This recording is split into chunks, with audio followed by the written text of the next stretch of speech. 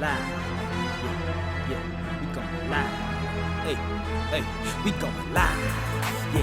Yeah, we going live. Yeah, we going. Yeah, we going. Yeah, we going live. From the 50-yard line, we going live. From the 50-yard line, we going live. From the 50-yard line. Hey, mental health moment. Yeah. Snap, who we got? So we've got our boy, defensive player, NHL player, Stephen Johns. 29 years old, had to retire because of concussions in 2021. Obviously at 29, not expecting that to be his truth, right? So when he retired, said he was just sitting at home drinking, getting deeper and deeper into depression and anxiety, just figuring like, oh, well, life's over for me, which is why we do what we do, right? Because we want athletes to know they're more than the sport. This is why we do this. We don't want them to feel like this, like despair is upon them because the sport is over. And so he said he came across a video. It was by Mike Pastner and Naughty Boy on YouTube called Live Before I Die. And he said it inspired him because it was about Pastner's 6-month journey walking across America. So he decided to take that and he decided to rollerblade across America since he was a hockey player, right? He decided to rollerblade and he did it for the purpose to bring awareness about mental health and mental health issues. And so I just loved it. I thought it was inspired. He had someone who used to work with the, I think he was with Dallas, with the NHL team that he was with in Dallas. And so that person went along with him on the journey and they documented the whole thing so that they could produce a documentary around it eventually. But they posted on Instagram from the time they started till they ended, and it blew up beyond what he thought it would, basically. And so he just was excited about the opportunity to bring this mental health issue to the forefront for so many people who may not have really even thought about it. You know, people who, I'm not generalizing, but you know, hockey fans are some aggressive people. An aggressive sport. I think it's the most. It's an aggressive sport, and that's why most of them know how they teeth, right?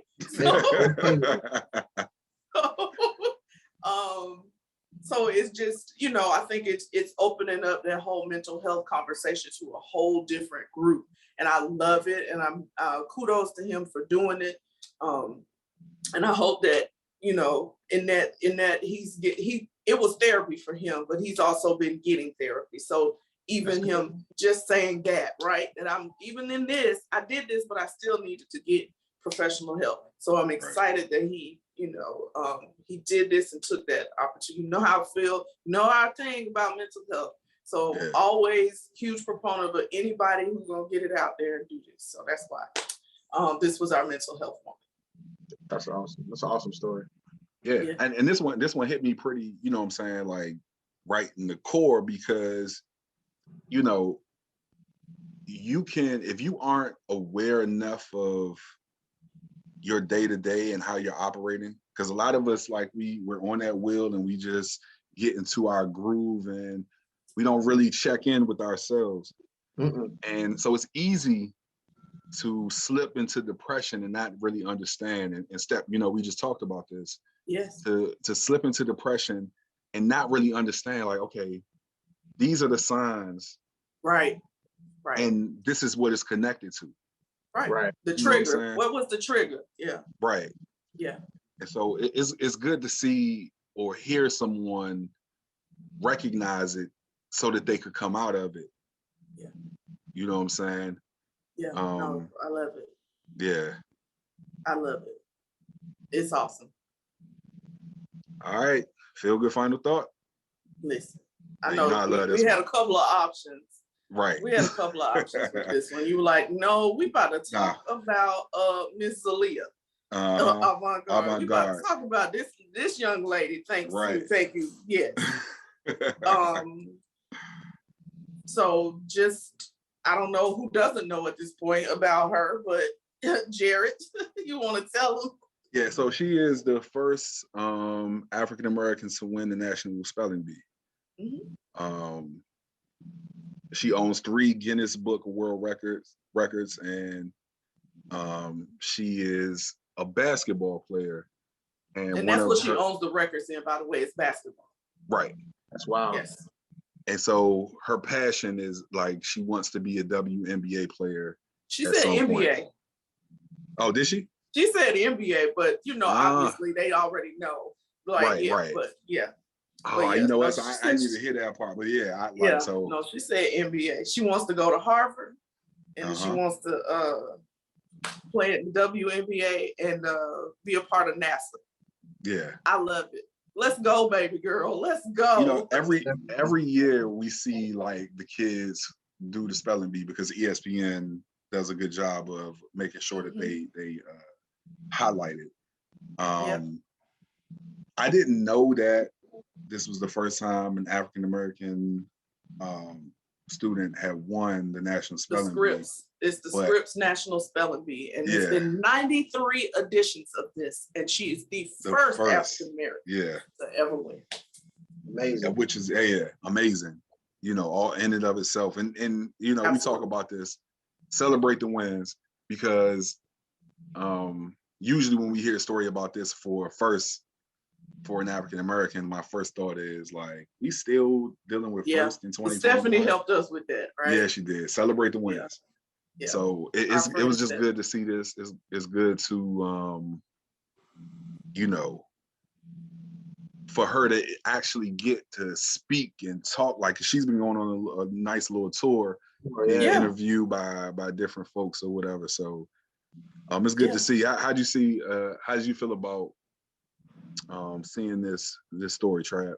Man, I wanted to protect her at all costs, bro. Like, for me, I got an immediate feel as if she was my daughter. You know what I'm saying? I wanted to protect her feelings, protect, her dreams.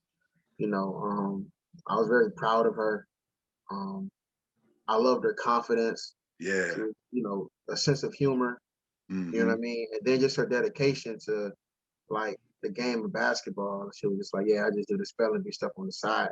And it just made me think about, her family and how they encourage her to be more. You know what I'm saying? Absolutely. Like, not just a basketball player. Yeah, I feel like a big problem in our community is like, a lot of times we project our own fears to our kids. So, if our kid may come to us with an outlandish idea, but we don't support it because it's new and it's foreign to us, we rather tell them to go do something that we're already familiar with.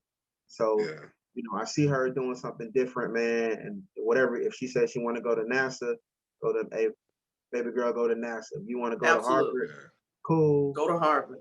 But she wants to coach in the NBA. That's what it is. These HBCUs need to start throwing scholarships at her right now and talking to her. Oh, yeah, I'm sure. You know what I'm saying? Absolutely.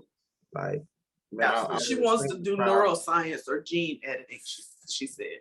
Oh, wow. Okay. And it made me think about this social media and how sometimes we could be very cruel. You know what I'm saying? Yeah. So just seeing somebody with such a positive, it's a blessing to see somebody carry so much light. You know what I mean? Knowing how much darkness is out here, how much negativity is out here. So to see somebody, and that's what I meant by it, I wanted to protect her because I saw the innocence in her eyes. I could hear it in her voice. Yeah. Just the light of being like, I believe I could change the future if I go do this. So that's what I mean. But I wanted to protect her. You know what I'm saying? Because the world could be cruel. And I tell kids all the time too, like, everybody supports your dreams when you're young. Oh, I want to be a firefighter. I want to do this. I want to go to NASA. I want to go to space. As you get older, people start to say, nah, you can't do that. Yeah. Right. Yeah. So, so hats off and to she's her. 14. So yes. Yeah. So yeah. She's 14, and they said she only had 2 years of practice, where this is something that most kids do their whole life. Right. Practicing. She only had 2 years. Normally, when you see somebody like accomplish something like that and they talk about being an athlete, you don't always see them being dope at the actual sport. Like she was out there with the handles and out there making shots, getting shots. So it was just like, man, she has potential to really do anything. Exactly. She can go do what she want to do. Like literally, her ticket is written for her. Wherever she wants to go, whatever she wants to do. And I'm happy for her. So yeah, definitely a feel good moment. That's one of those smilers. This is a smiler feel good moment for sure. Yes. All right. Show picks. What you watching? So there's a show that came on. I can't even remember when it started, but I used to love this show called Leverage. Okay. And it was about these people who were cons, but they were like Peter. It was almost like Robin Hood story, right? Because they would con people who were bad in order to give money or give things back to the people who had been wronged by them. And so that's why I love the original. So I think it's Amazon, I think Amazon. Yes, Amazon rebooted this show, and it's Leverage Redemption. And so love it. Hate that my boy was only on a couple of episodes. Aldous, I think his name is pronounced Aldous Hodge. I love him. Yeah. Love him, but because he was in the original, he was in a couple of episodes of this one, but still really cool. Really like the show, really like the concept. It's really smart, quippy kind of humor in it. Okay. And so I like it. You know, for me, what I do all day, I have to find mindless things. I can't get deep. So I watch things like this. So yeah. It's funny. I just mentioned the Brian Banks thing, and I believe that he played Brian Banks in that story, that biopic. Oh wow. Aldous Hodge, huh? I forgot about that. You're right, bro. Yeah. Brian Banks story. Yeah. So the other day, you know how I am with documentaries. He's the documentary king. Right. and conspiracy. Yes. So history, I watched this. Yes. I watched the documentary about MLK and FBI. And there were some things that I knew. Well, there were some things that I didn't know. The majority of it I kind of knew already. And so it's a really good documentary if, like, we get this kind of glorified view that America had or has of MLK. Surprise. But, you know, in retrospect, that's what it looks like. But back then, while it was going on and he was living, you know, he was a pretty hated man, you know? Oh, yeah. Of course. And so to kind of see how America kind of flipped it, and, you know, obviously he's a hero to us, but, you know, how he wasn't much of a hero to the people who were calling him a communist, and how the FBI did all of these kind of tricks to keep tabs on him, and, you know, to pretty much try to blackmail him into a whole bunch of stuff. So I won't give it away. Yeah. I won't give it away. I'll let you guys watch that joint, but, you know, that was a real good one. It's on Hulu, if I remember I was gonna correctly. say you said Hulu. Yeah. Okay. Just to get a message out really quick, man, because just off of saying that made me think, you know, when you in the quest to be a pioneer, like when you walking in that fire, you're going to be ridiculed because you're doing something new and you're doing something different. So you got to be mentally tough and walking in your purpose. Just like Colin Kaepernick, I'm pretty sure years from now is going to be glorified and praised for what he stood up for. But in the midst of it, you know, ridiculed. They tried to say he couldn't play and he wasn't. Like, come on, get out of here, man. He had a pretty solid career. But for anybody, you know, for just the guests watching and you have kids, man, let them know that in their quest to be a pioneer and to be a trailblazer, bro, people are gonna look at you and call you crazy. They're gonna make it seem like you don't know what you're doing. But once you complete it, they're gonna be like, "Oh man, I knew you could do it all along." Praises, kudos. But you know, just like Ricky Williams, that's somebody I talk about all the time. Yeah. You know, remember, you know, Ricky Williams, man. He was ridiculed for promoting smoking. Right. Medicinal hit like natural herbs and healing, stretching, yoga, and eating vegetables. What is everybody doing now, bro? Everybody. Same thing. Everybody doing yoga. Everybody eating vegetables. Everybody out here smoking marijuana for this and that. Social anxiety. He was the first to talk about that doing interviews. Yeah. So, but in the moment, they need to show his 30 for 30 again too, because I remember how he talked about it in that 30 for 30. He was a quitter. He quit on the team. He walked away, and they had him looking like a homeless man living in the tent. I'd rather walk away from the game than deal with this. But for anybody that's has it in their heart to start something new, man, you got to have a level of mental toughness to see it through. But they're gonna praise you later, man. Definitely. But for me and my show, it might surprise y'all, bro, because I just like Steph said, I can't watch anything that's serious, so I just put on Rick and Morty for an episode or two, just to kind of laugh, because I feel like my everyday life is so serious. Dealing with foster kids, dealing with coaching, and certain things being done. Like I feel like my drama meter is just like full to capacity. Yeah. Yep. I'm cutting on TV. Sometimes I don't even watch sports, man, because I feel like even that is hard to enjoy. So I'm watching cartoons or something that's that's gonna make me laugh, something that's not serious. So it might be like right now it's Rick and Morty.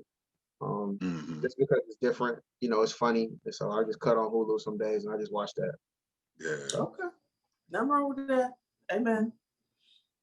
All right. We at the end of another one.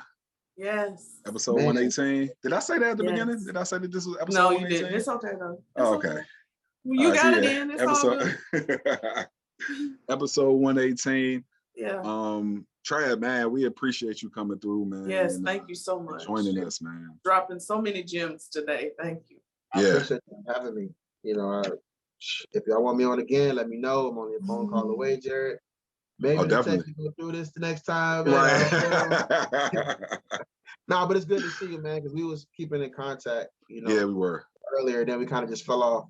What was that app? Marco Polo, bro. I'm about to say we were Marco Polo back and forth pretty frequently. Yeah, so, but it's good to see you. I don't know if you remember this, but you came to the A for that last Outkast concert. Yeah, I forgot about that. We did run into you. Yeah, ran into you. Ran into Bodé. Like that was such an awesome event. You know what I'm saying? What? Yeah. What? Yeah, we had a great time. That's how I know God is real, man. I remember being at Howard, and I'm just like, that was when Speaker Box Love Below came out, and I was like, man, I was like, dear God, if Outkast ever does a concert in Atlanta, I'm going to be there if we just make it happen. So years later, like they 2014 on tour or whatever, and our last shows in Atlanta, man, I went online and I got those tickets so fast. Okay. Yeah, that was an awesome experience. I got to hang with Jarrett too. Yeah. It's funny too because you let me know that you were coming beforehand.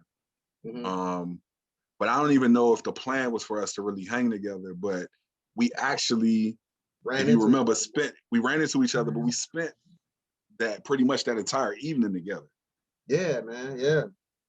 But and so that was cool, man. That was super cool. Love it. Hope to see you at homecoming this year, bro. Now that I kind of understand the football schedule, like Saturday morning, I got to pull up. I'm going to be in DC, come hell or high water. Just to kind of see everybody's faces. It's always cool to see. The coolest thing about homecoming, bro, seeing everybody get along. Yeah. Like for the beefs that we had when we were kids, you know what I'm saying? Not even nothing serious, because me, I ruffled a lot of stuff, bro. I'm gonna tell you, it was really good to see you and Bartell kind of like mend fences. That was like for me, that was good. Yeah, to see. Man.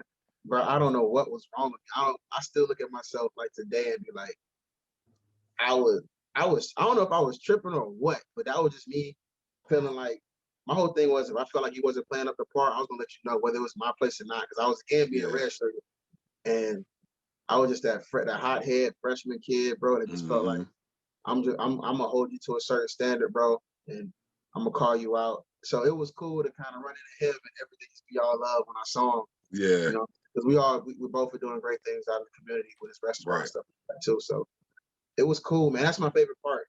Even I ain't gonna name no more names, but it's just cool to see everybody doing well, and it's all love these days, man. Yeah, definitely. I was a wild boy back then. Yeah, you was.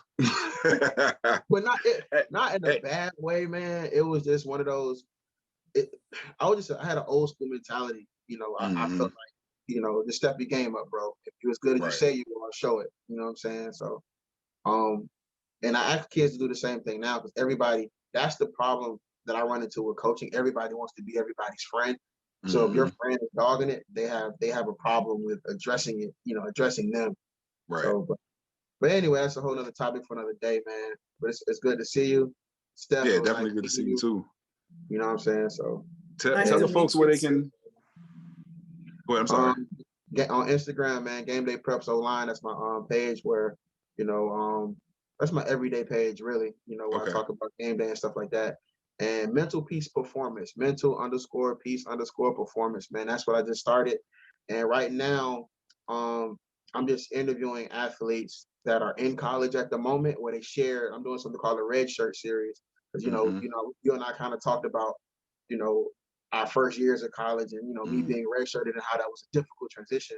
So what I'm doing is interviewing athletes to kind of share their story, because everybody's story is different, and to kind of share their mistakes while they're still in the fire. And what I'm trying to do is get them to understand the gold mine of information that they're sitting on while they're in school. So you know how I mentioned earlier how I feel like college is set for you to be there at 25. Well, I'm having certain conversations for these kids to realize what type of situation they're in while they're 19 and 20. You know what I'm saying? So they're not having any regrets by the time they graduate, wishing they would have networked with their professors more, did internships and stuff like that. So, and it kind of help them through the process of trying to just avoiding depression. Because I think, you know, we both hit moments at Howard that was very difficult. You know what I'm saying? I don't know how, if you was joking about the Mike Brown thing or whatever, but that was serious.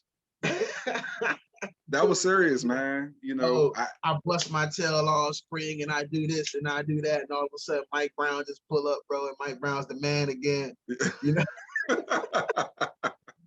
that was just funny, man. Just hearing that, man, because Mike Brown was an awesome dude. I ran into him randomly down here.